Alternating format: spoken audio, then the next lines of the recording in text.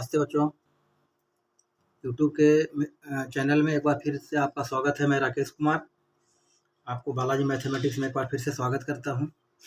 पिछले क्लास में मैंने परिमेय संख्याओं का दशमलव प्रसार बताना शुरू किया था। समय अभाव के कारण बीच में मैं छोड़ दिया था। मेरा पिछला क्लास अगर आपको देखना हो तो डिस्क्रिप्शन बॉक्स में उसका लिंक दिया हुआ है, आप उसे देख सकते हैं।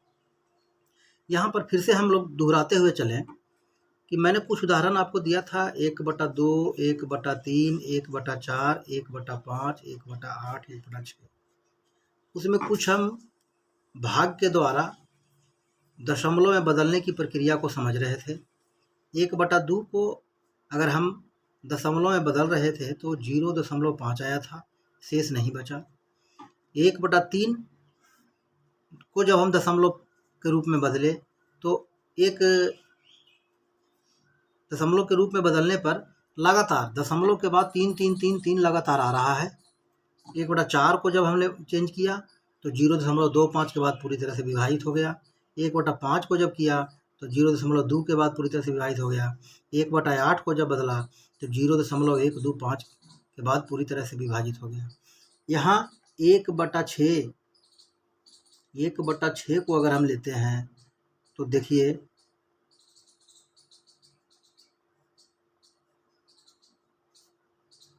0 दशमलव बैठा करके यहाँ 0 लगा दिया।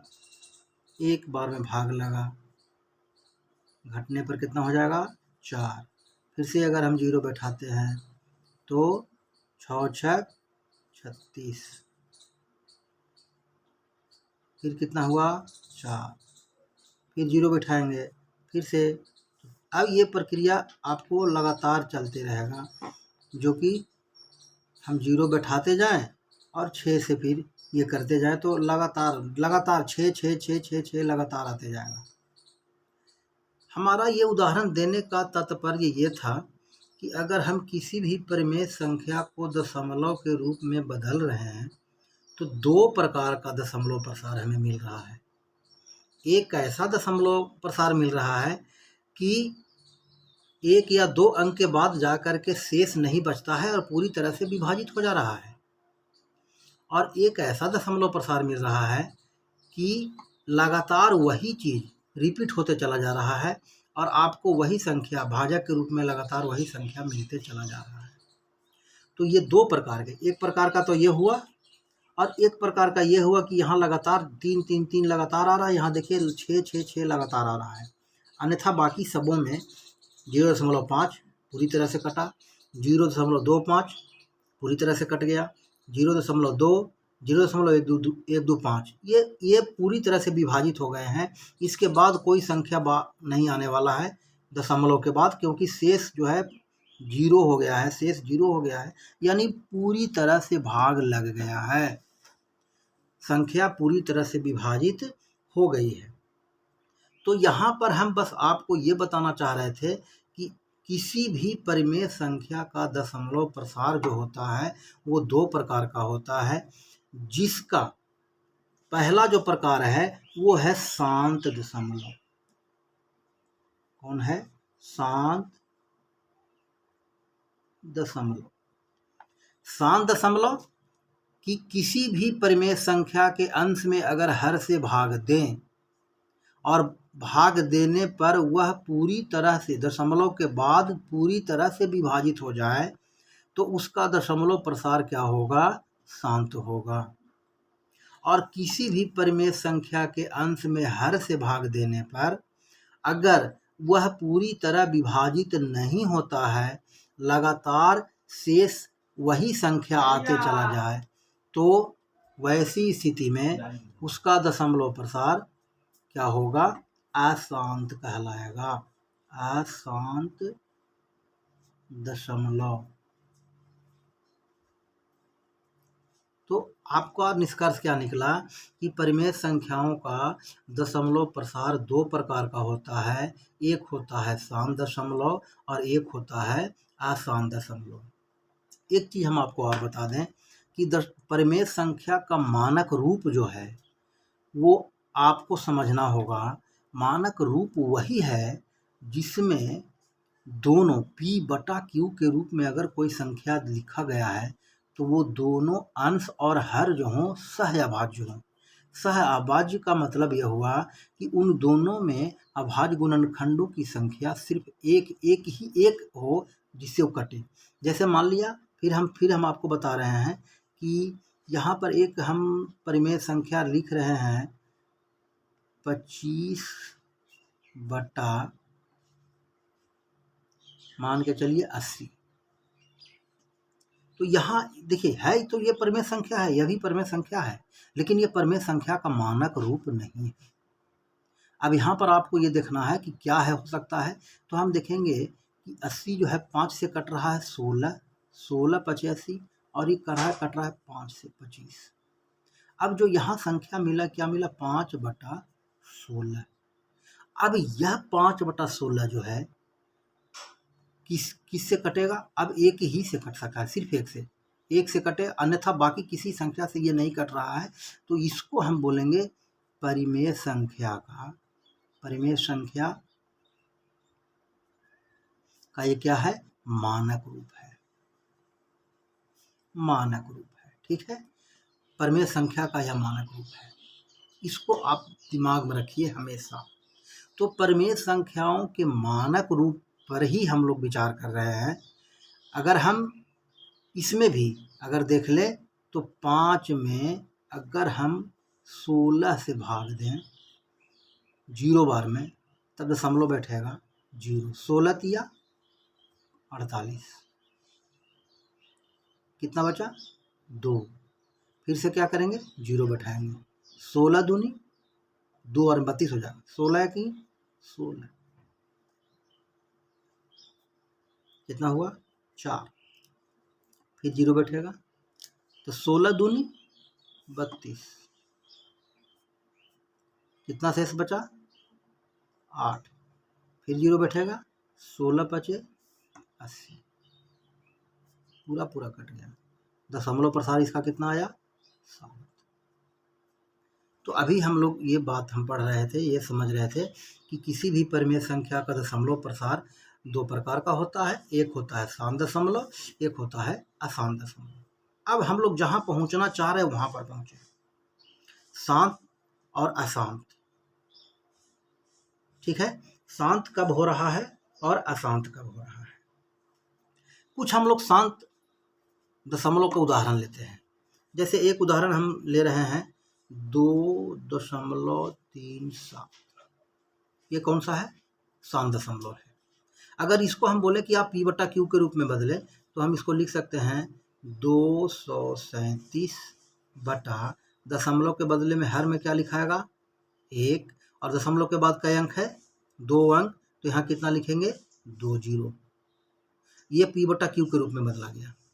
ठीक है, अब इसका ध्यान से देखिए, 237 बटा ये 100 का अगर हम अभाज्य गुणनखंड निकालते हैं, 100 का अभाज्य गुणनखंड निकालते हैं तो 50, 25, 5 और 5, यानी यहाँ लिख सकते हैं 2 के स्क्वायर गुने 5 के स्क्वायर, 2 का स्क्वायर यानी 2 गुने 2 2 स्क्वायर, अब 5 गुने 5 5 स्क्वायर।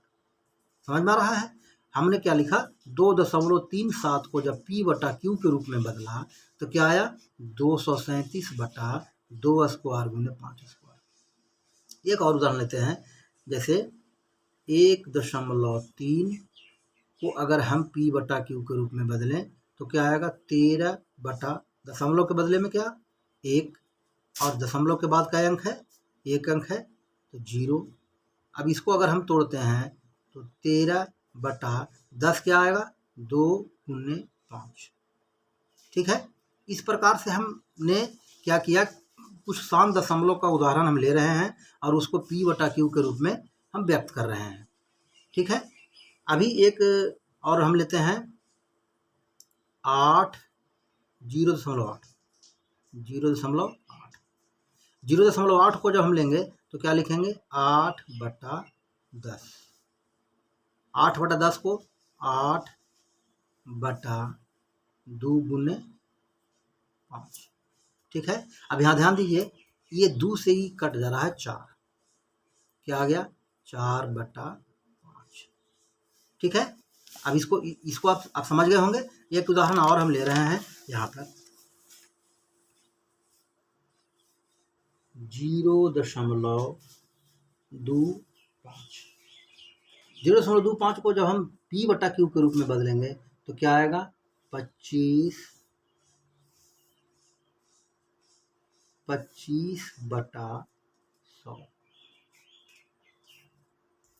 25/100 को हम लोग लिख सकते हैं 2 स्क्वायर गुने 5 स्क्वायर, है ना।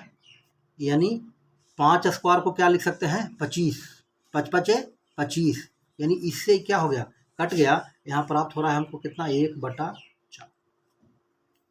आप ध्यान दीजिए, दशमलव प्रसार जो दशमलव के रूप में दिया हुआ है P/Q के रूप में हम व्यक्त कर रहे हैं। यहाँ पर हमको 4 उदाहरण मिला। 4 उदाहरण में हम गौर करें तो एक उदाहरण ऐसा मिला कि जिसके हर को हमने जब गुणनखंड के रूप में व्यक्त किया तो मिला क्या 2 के पावर 2 गुने 5 के पावर 2। यहाँ 13/2 गुने 5 यानी 2 के पावर 1 गुने 5 के पावर 1। यहाँ 4/5 में सिर्फ 5 है, 2 नहीं है। 2 कहाँ था, कट गया। ठीक है। और यहाँ देखिए 1/4, ठीक है ना। यहाँ पर 5 स्क्वायर से 25 कट गया, लेकिन फाइनली हमको प्राप्त क्या हुआ था 2 के पावर 2 गुने 5 के पावर 2। अतः हम लिख सकते हैं कि शांत दशमलव को यदि P/Q के रूप में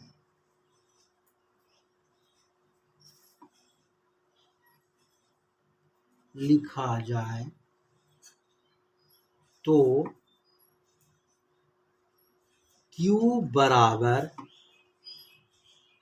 2 के पावर n गुने 5 के पावर n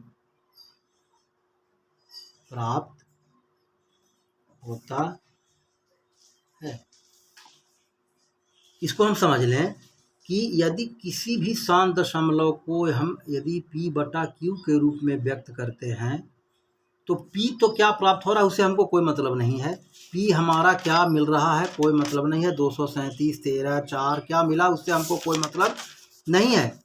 लेकिन Q क्या मिल रहा है हमारा, Q हमको जब भी मिल रहा है तो 2 गुने 5 के रूप में मिल रहा है। इसका घात अलग अलग हो सकता है। हो सकता है कि किसी में 2 का पावर 4, 5 के पावर 3 भी प्राप्त हो, इससे कोई मतलब नहीं है। जब भी हमको मिल रहा है तो 2 गुने 5 के रूप में, 2 गुने 5, 2 गुने 5, 2 गुने 5, ठीक है ना। अब उसके 2 के पावर m और 5 के पावर n, घात क्या होगा इससे हमको मतलब नहीं है। लेकिन Q क्या होगा, हमेशा 2 और 5 के फैक्टर में, 2 और 5 के गुणनखंड में ही होगा। इससे हमको निष्कर्ष निकल रहा है क्या, कि शांत दशमलव का जो दशमलव प्रसार होगा वह P/Q के रूप में प्राप्त जब होगा तो उसका Q क्या होगा 2 के पावर 5 गुने 5 के पावर n के रूप में प्राप्त होगा। इसको हम दूसरे शब्दों में यह व्यक्त कर सकते हैं, इसको हम दूसरे शब्द में यह व्यक्त कर सकते हैं कि किसी भी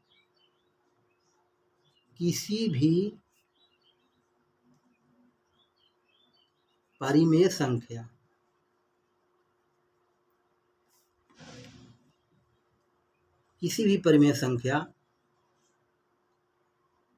के मानक रूप, याद रखिए हम बार बार इसमें भी हम चर्चा किए हैं आपका कि परिमेय संख्या का जो मानक रूप होता है उसमें क्या होता है, कोई भी एक के अलावा कोई और दूसरा फैक्टर नहीं होता है। तो किसी भी परिमेय संख्या के मानक रूप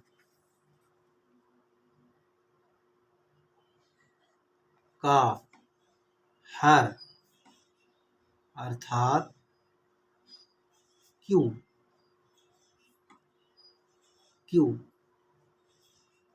2 गुने 5 के गुणनखंड में हो तो उसका दशमलव प्रसार शांत होता है। यानी कोई परिमेय संख्या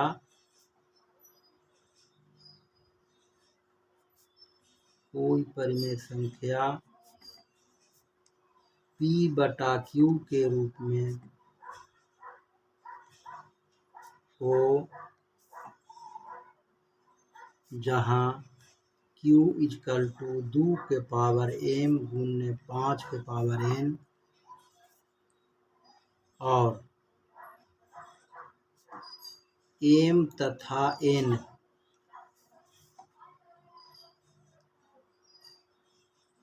धनात्मक पूर्णांक हों तो उसका दशमलव प्रसार शांत होगा। इसको आप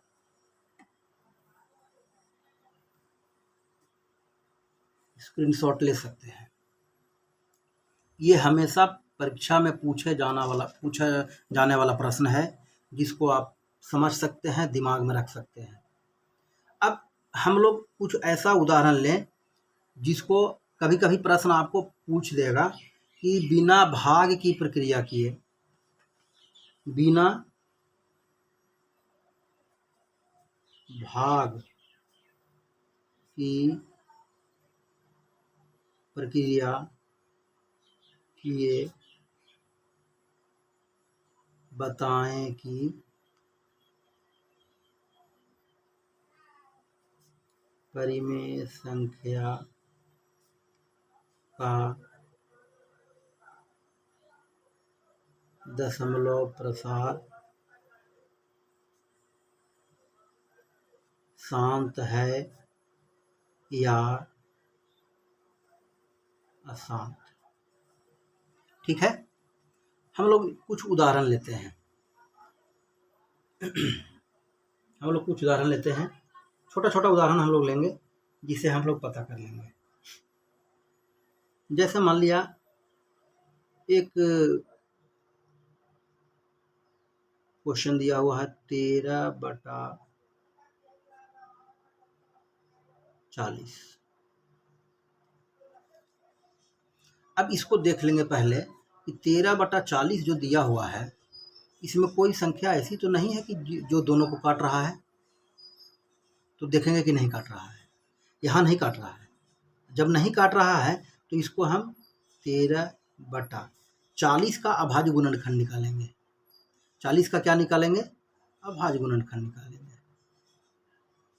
20, 10, 5 कितना आया? 2 गुने 2 गुने 2 गुने 5। अब ध्यान देना है, जो हम लोग एकदम जो ओरिजिनल रूप में अपना जो जिसे हम लोग कहते हैं कि बिना किताब की भाषा का ही कैसे समझेंगे। हमको बस यही समझना है कि 13 जो आ रहा है नीचे में, जो हर में आ रहा है, वो क्या आ रहा है? 2 और 5 आ रहा है। 2 और 5 के अलावे कोई संख्या यहाँ पर नहीं है। अगर 2 और 5 के अलावे कोई भी संख्या आ जाए, जैसे 3, 7 है ना, 3 आ जाए, 7 आ जाए, समझ रहे हैं, 9 आ जाए, तो आप यह समझ लो कि 2 और 5 के अलावे अगर कोई संख्या आ जा रहा है, 13, 17 या कोई भी अभाज्य संख्या, 2 और 5 के अलावे कोई भी अभाज्य संख्या इसमें गुणनखंड में आ जा रहा है, तो 2 और 5 के अलावे जो भी संख्या है वो आप समझ लिए इस भाषा में कि उग्रवादी है। और उग्रवादी जिस क्षेत्र में प्रवेश करेंगे वहाँ शांति नहीं रहेगी, अशांति फैलेगा। इस बात का आपको ध्यान देना है। तो 2 और 5 के अलावे कोई भी अभाज्य संख्या आ गया तो वह इस एरिया में उग्रवादी आ गया और वह इसको क्या कर देगा, अशांत कर देगा। क्या कर देगा, अशांत कर देगा। यहाँ क्या आ रहा है 2 और 5, तो बड़ी आराम से हम कह सकते हैं कि 13/40 कौन इसका दशमलव प्रसार क्या होगा, शांत होगा। 13/40 का दशमलव प्रसार क्या होगा, शांत होगा। ठीक है, यहाँ पर इस बात को आपको समझना है। अब एक उदाहरण और हम लेते हैं, जैसे हमने ले लिया 17/75। यहाँ भी हम ध्यान से देखें तो ध्यान से देखने पर यह हमको मिल रहा है कि 17/75 में 1 के अलावे और कोई फैक्टर नहीं है और कोई गुणनखंड नहीं है जो इसको काट दे। 17 और 75 को कोई और संख्या नहीं काट सकता, एक काट सकता है। इसका मतलब ये मानक रूप में है। हम इस पर यह फार्मूला अप्लाई कर सकते हैं। तो 17/75 को हम लिख सकते हैं 17/75। 75 में अगर हम लगाते हैं, देखिए अभाज्य गुणनखंड अगर 75 का निकालते हैं तो पहले क्या लगा जाएगा, 3 से 25, फिर क्या 5 से। अब ध्यान दीजिए, यहाँ मिल गया हमको 3 × 5 × 5। मैंने आपको बताया था कि 2 और 5 के अलावे, 5 तो है परंतु यहाँ 2 नहीं है। 5 है लेकिन 2 नहीं है। 2 के अलावे यहाँ कौन सा घुस गया, 3। अभी 3 घुस गया तो क्या कर देगा, इसका दशमलव प्रसार क्या कर देगा, अशांत कर देगा। क्या कर देगा, अशांत कर देगा। ठीक है, अब चलिए एक उदाहरण और लेते हैं, जैसे 3/8। यहाँ भी कोई एक दूसरे को काट नहीं रहा है। बहुत छोटा छोटा सा उदाहरण, बहुत बड़ा उदाहरण लेकर नहीं चल रहे हैं हम, ताकि आपको छोटे छोटे उदाहरण इसलिए दे रहे हैं कि आपको समझ में आ जाए।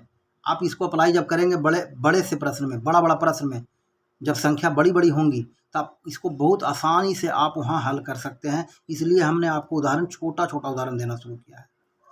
3/8, 3/8 को हम क्या लिख सकते हैं, 2 × 2 × 2, 2 दूनी 4 दूनी 8। अब यहाँ पर आप ध्यान दीजिए, यहाँ पर सिर्फ 2 है, 5 नहीं है।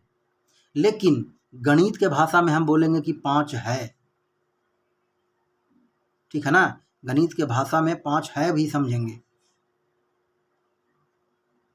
कैसे 5 है, अगर हम 5 के पावर 0 कर दें बराबर क्या हो जाएगा, 1। किसी भी संख्या का पावर, x के पावर 0, x के पावर 0 = 1, यानी 2 × 5 के रूप में है। यहाँ भी हम समझेंगे कि 5 × 2 है, इसमें 2 है, लेकिन घुस कौन गया, फालतू आदमी घुसा यहाँ, ये 3 घुसा। यहाँ 2 तो दिखाई दे रहा है, 5 पर क्या है, गुप्त रूप से है। 5 के पावर 0 = 1, यानी 1 तो है ना यहाँ। इसका मतलब कि यह क्या हो जाएगा, शांत हो जाएगा। खाली 2 मिल जाए, सिर्फ 5 मिल जाए, या 2 और 5 दोनों मिल जाए, ठीक है ना। 8/5 मान लेते हैं इसको, तो सीधे क्या है, 5 है, इसमें 5 है। 2 क्या है, 2 छुपा हुआ है, 2 के पावर 0 है। इसको कौन सा कहेंगे, शांत कहेंगे। तो अब आपको हम समझते हैं कि पूरी तरह से समझ में आ गया होगा कि किसी भी परिमेय संख्या को हम बिना भाग दिए हुए कैसे समझ लेंगे कि यह शांत है या अशांत है, यह शांत है या अशांत है। आपको समझ में आ गया होगा।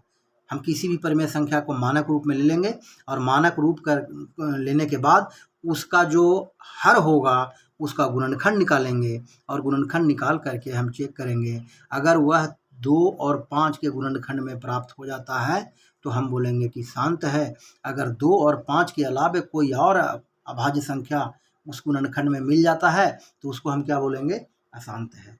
समझ में आ गया होगा। अब देखिए, अब हम अगला टॉपिक देखते हैं कि हम इसको हम उलट करके, इसको आप उलट करके एक चीज़ और इसमें हम नोट्स कर रहे हैं, इसको नोट्स कर लीजिए। हम कह सकते हैं कि यदि किसी परिमेय संख्या P बटा Q में Q बराबर 2 के पावर m गुने 5 का पावर n के रूप में प्राप्त न हो तो उसका दशमलव प्रसार अशांत होता है। इसको हम दिमाग में रख लेंगे, ठीक है। जहाँ m तथा n धनात्मक पूर्णांक होगा।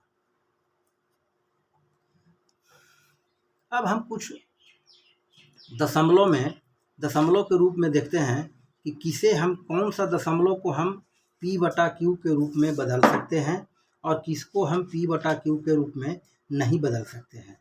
कुछ उदाहरण हम देखते हैं और समझते हैं कि कौन सा दशमलव प्रसार जो है वो शांत है और कौन सा दशमलव प्रसार अशांत है। जैसे हम एक उदाहरण आपको लेते हैं, उसको हम लिखते हैं, समझिएगा, 2.05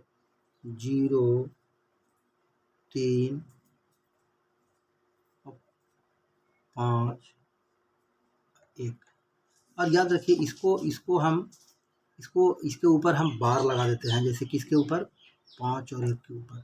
ये बार का मतलब, इसको रेकरिंग भी पढ़ा जाता है और इसको बार बोलते हैं।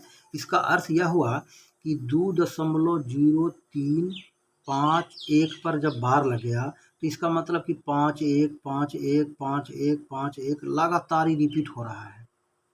जो दशमलव प्रसार है, दशमलव का जो प्रसार है वो रिपीट वाला, पुनरावृत्ति हो रही है। किसी भी एक या दो संख्या की पुनरावृत्ति हो रही है। इसका अर्थ हम यह लगा सकते हैं कि इसके बाद जो संख्या आने वाली संख्या है वो 5 1 5 1 5 1 5 1 है, ठीक है। इसका मतलब है कि इसको हम P बटा Q के रूप में बदल सकते हैं। इसको P बटा Q के रूप में बदला जा सकता है, ठीक है। इसको 9th क्लास में भी हम लोग पढ़े हैं।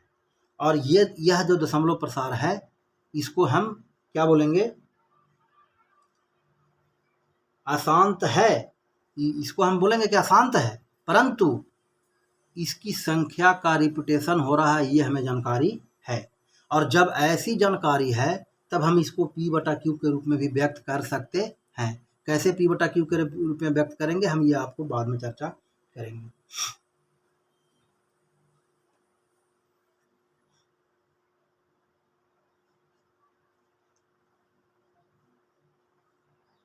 अगला क्वेश्चन है, जैसे एक उदाहरण आओ हम देख लें। 1.10101001 अब समझ लीजिए, इस तरह से डॉट लग गया। यहाँ पर हम देख रहे हैं कि 1 के बाद 1 आया, फिर 0 आया, फिर 100 आया, 100 फिर 1 आया। कहने का मतलब है कि यहाँ पर कोई भी संख्या लगातार रिपीट नहीं हो रही है, इसका मतलब है कि इसको हम P बटा Q के रूप में व्यक्त नहीं कर सकते हैं। P बटा Q के रूप में 10वां क्लास में आपको जो प्रश्न आएगा P बटा Q के रूप में व्यक्त करने के लिए, वो 1 नंबर का क्वेश्चन आता है ऑब्जेक्टिव में। सब्जेक्टिव में क्वेश्चन नहीं आता है, अभी तक तो हम नहीं देखे हैं।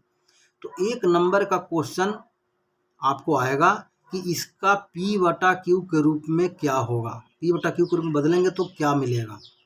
बहुत ही आसान तरीका है P बटा Q के रूप में व्यक्त करने का। इसको हम लोग अगले क्लास में ज़रूर पढ़ेंगे कि कैसे हम P बटा Q के रूप में इसको बहुत ही आसान तरीका से कैसे हम बदलेंगे, ठीक है ना। आपको हम अगले कक्षा में ज़रूर बताएंगे कि कैसे बदला जाएगा P बटा Q। बहुत ही आसान तरीका, किताब से अलग हट के हम आपको बता देंगे कि आप चुटकी बजाएंगे और आपका आंसर मिल जाएगा।